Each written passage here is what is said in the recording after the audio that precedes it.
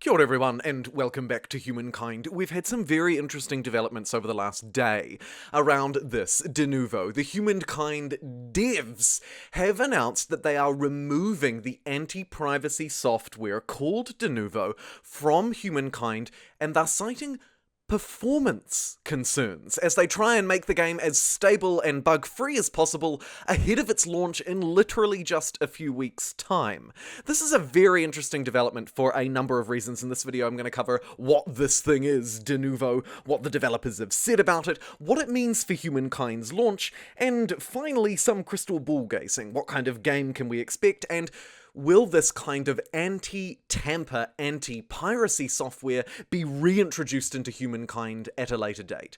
So as I say, this is Denuvo. It is a digital rights management piece of software. What it does is, it basically verifies your copy of the game using an internet connection to verify that your copy is legitimate and not, for example, stolen or pirated from somewhere else. Idea being, it protects legitimate copies of Humankind and prevents people from pirating it. Now, we have seen already other games introduce this kind of software. It is absolutely not new.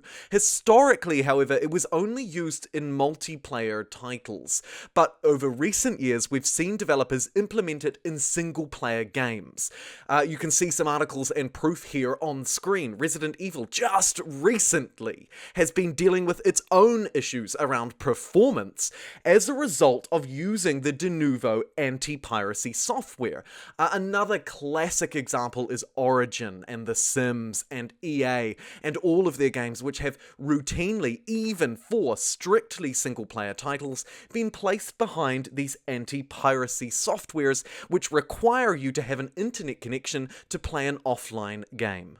Can debate the strengths and weaknesses of that approach because in general it does help sales and hinder performance, but I'll cover that a little bit later in the video because first and foremost I'd like to describe what the developers have actually said. So around a few weeks ago, a player and lover of Humankind and Amplitude Studios posted this on the Humankind forums, which by the way you should check out if you're interested in following Humankind a little bit more closely. There's a lot of good stuff here. Anyway, this person, Car, writes that they were just coming from Steam where they were about to pre-order Humankind, and then they noticed Denuvo and decided not to. In this post, they cite a really common critique of Denuvo. You know, I love your games, I love your software. As a valued player and member of this community, from this perspective, I will always pay for your game, and really, this Denuvo software not only restricts my performance, but also makes it really annoying if I want to play offline in a purely single-player experience, right? Because even in this modern world where we find ourselves all the time, it's not the case. And I think this makes a really fair point, and a point that they're not alone in expressing.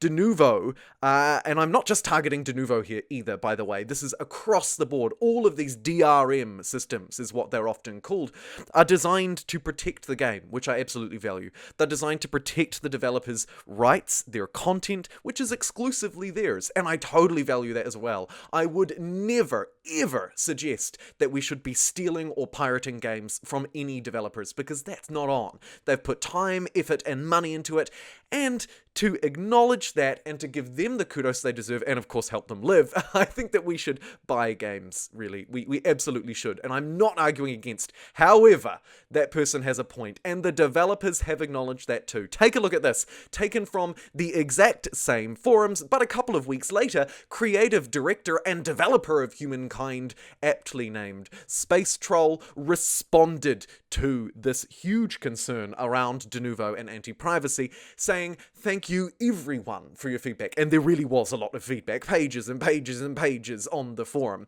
They highlighted that during the closed beta, it was a trial period for Denuvo to see the kind of impacts that it would have on Humankind's performance, and so on and so forth. The developers go on to say that Humankind is proving to be massively popular, more popular than any other game that Amplitude Studio have made. And that's been demonstrated to them by the fact that it's one of the most wishlist games on Steam, and I suspect its pre-orders are very high as well. As the developer rightly highlights, that signals to them that their game this game, unlike any other, is going to be targeted by pirates. Not Sid Meier's pirates, but unfortunately the kind that steal games online and distribute them around. And that's a totally fair concern. So the developers have said, look, we thought about Denuvo, we tested Denuvo during the closed beta, and it didn't work. It didn't work. Why? Because it messed with the performance of the game. Now, I think there are quite a few interesting takeaways here, and I'm going to step back a little bit from my here's the news of today, this is where we're at, and gaze forward and reflect to the future now. What does this mean for Humankind's launch, future performance issue, release? And will we have a system like this added again? Let's discuss. So, I think that there are some implications that we can glean out of this, right? With around maybe an 80% certainty. First up, it is clear from taking this action that the developers have taken a step to reduce profits in favor of performance. Okay? They've said, we're removing Denuvo, we're removing this DRM anti-piracy software from Humankind at release, to make sure that the game performs as well as it possibly can. That's a good thing for us, as players, as consumers, and as a wider community of, I hope, strategy and 4X game lovers. However, there are some implications, some sort of undertones to this statement as well. Firstly, it suggests to me that the game will probably release on time, i.e. we're not looking at another drawn-out delay period of April to May, June, July, August, right? Another 4 months that would push us out potentially until 2022. I suspect that they've came out and made this statement that it sort of suggests that the game is going to release on time. Moreover, though, I think it's reflective of a wider pressure on the studio, whether that's from the developers themselves, from Sega as a publisher, from game platforms, from the community and that social pressure, I don't know. But either way, there must be a really significant pressure on them to release in August, on August 17th, the date that they've highlighted. Otherwise, they wouldn't be, think about it this way, they wouldn't be removing anti-piracy software, right? The software that protects sales, unless they really had to meet that deadline. They really had to meet that release date. So I am feeling a lot more confident, actually, about the release date for Humankind. The flip side to this is, of course, well, maybe they're removing it because the whole game is in a shambles and they're not sure if they're going to make it on time, so they're having to make desperate cuts in a last-minute attempt to release on time. Either way, it would be speculative of me. I don't have any kind of inside information. As I say, I am absolutely crystal ball gazing.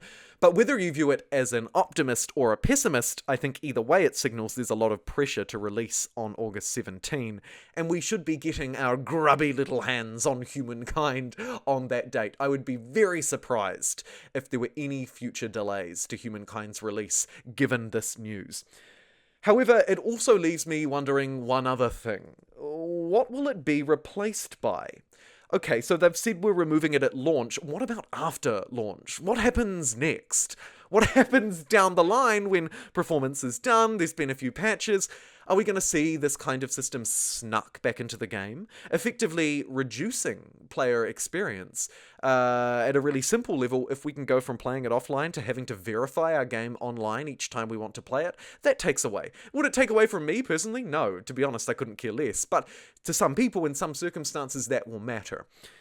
Fortunately, the developers have sort of addressed this. On the forum posts, they did say, to clarify, we will be removing Denuvo forever, not just at launch.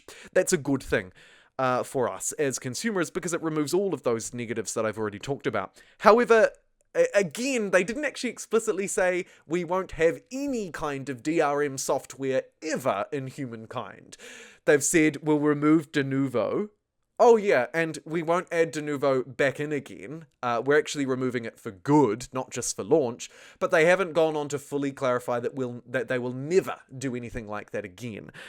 Like I say, for me, it's not a huge deal. I'm a legitimate buyer of the game. I happily will purchase the game on release. In fact, I've already pre-ordered to support the developers, to have a proper, fully fledged experience that I can feel good about. The onus, of course, is in particular on me as someone who will be creating content around Humankind and hoping to engage in discussions with you guys about it even more too.